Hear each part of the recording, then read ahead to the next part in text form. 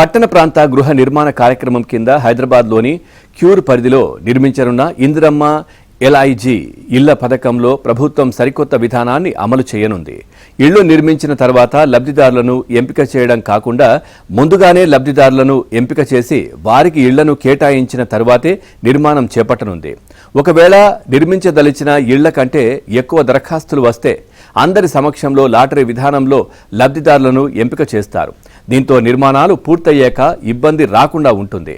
అంతేకాకుండా కేటాయింపులు పోగా ఇంకా ఎంతమందికి ఇళ్లు అవసరమనేది ముందుగానే తేలిపోతుంది. దాంతో తదుపరి నిర్మాణాలకు అవకాశం ఉంటుందని భావిస్తున్నారు.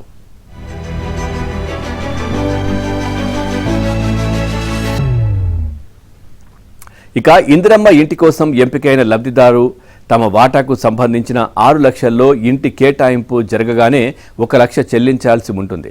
మిగిలిన 5 లక్షలను ఇంటి నిర్మాణం పూర్తయ్యేలోపు 4 విడతల్లో చెల్లించేలా ప్రత్యేక ఏర్పాట్లు చేయనున్నారు.